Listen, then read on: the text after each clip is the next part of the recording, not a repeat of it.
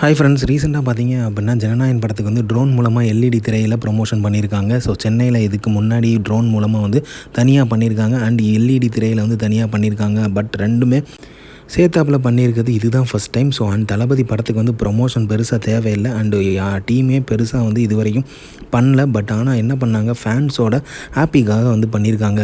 So இதெல்லாம் பார்க்கும்போது பார்த்திங்க அப்படின்னா இவ்வளோ தூரம் பண்ணுவாங்க, மெனக்கெட்டு பண்ணுவாங்க அப்படிங்கிறத எதிர்பார்க்கல. ஸோ அதே மாதிரி தென் மூவி ரிலீஸுக்கு அப்புறம் வந்து பிடிஎஸ் வீடியோ வந்து வருமா அப்படிங்கிற மாதிரி ஹெச் வினோத் அவர்கள்ட்ட கேட்டிருக்காங்க. கண்டிப்பாக எதிர்பார்க்கலாம். அதாவது அட்லி லோகேஷ் நெல்சன் அவங்கள வந்து தளபதியை டைரக்ட் பண்ண அந்த பிடிஎஸ் வீடியோ கண்டிப்பாக வரும் அப்படிங்கிற மாதிரி எதிர்பார்க்கலாம் அப்படிங்கிற மாதிரி சொல்லியிருக்காரு. அதில் வந்து லோகேஷை வந்து ஆக்டிங் பண்ணும்போது தளபதி சின்னதாக கலாய்ச்சிருப்பாராம். ஸோ அதுதான் வந்து மெயினாக வரும் அப்படிங்கிற மாதிரி எதிர்பார்க்குறோம் அப்படிங்கிற மாதிரி சொல்லியிருக்காரு. ஸோ தென் வந்து பார்த்திங்க அப்படின்னா சிஎம் ஆனதுக்கப்புறம் வந்து தலைமைச் செயலகத்தில் போயிட்டு நீங்கள் ஏன் தளபதியை மீட் பண்ணல அப்படிங்கிற மாதிரி கேட்டிருக்காங்க. இல்லை, நான் போயிட்டு அவரை வந்து தொந்தரவு பண்ண வேண்டாம், தொந்தரவு பண்ண விருப்பம் இல்லை, அதுதான் உண்மை. அந்த 10 நிமிஷத்தில் அவர் ஏதாவது நல்லது பண்ணுவார் அப்படிங்கிறதுனால தான் போகலை. ஏன்னா வந்து நல்லது பண்ணணும்னு நினச்சி தான் வந்து அவர் வந்திருக்காரு. ஸோ அவர் டைம் போயிட்டு நம்ம வந்து வேஸ்ட் பண்ண வேண்டிய அவசியம் இல்லை அப்படிங்கிறதுக்காக தான் போகாமல் இருக்கேன். ஸோ மற்றவங்களும் இதை ஃபாலோ பண்ணாங்கன்னா நல்லாயிருக்கும். ஸோ அவரை போய் டிஸ்டர்ப் பண்ணாதீங்க அப்படின்னு தான் நான் சொல்லுவேன் அப்படிங்கிற மாதிரி சொல்லியிருக்காரு. அப்படின்னா நீங்கள் தளபதி சிஎம் ஆனதுக்கப்புறம் ஒரு வாட்டி கூட மீட் பண்ணலையா அப்படிங்கிற மாதிரி கேட்டிருக்காங்க. அதுக்கு வந்து ஒரு வாட்டி மீட் பண்ணேன், படம் சம்மந்தமாக மீட் பண்ணேன். அதுக்கப்புறம் அஜித் அவர்களோட அப்பா மறைவிற்கு வந்து தளபதி அவர்கள் வந்திருந்தார். ஸோ அப்போ நான் மீட் பண்ணேன் அப்படிங்கிற மாதிரி சொல்லியிருக்காரு.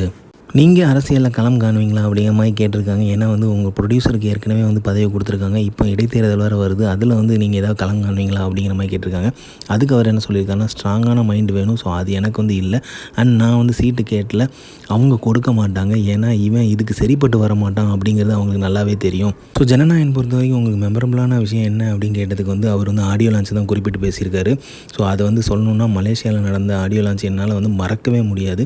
இனிமேல் அந்த மாதிரி ஒரு விஷயத்தை எனக்கு வந்து லைஃப்பில் வந்து எக்ஸ்ப்ரெஸ் பண்ண முடியுமா அப்படிங்கிறதுமே தெரியல. அந்த வாய்ப்பு கிடைக்காதுன்னு தான் நினைக்கிறேன்.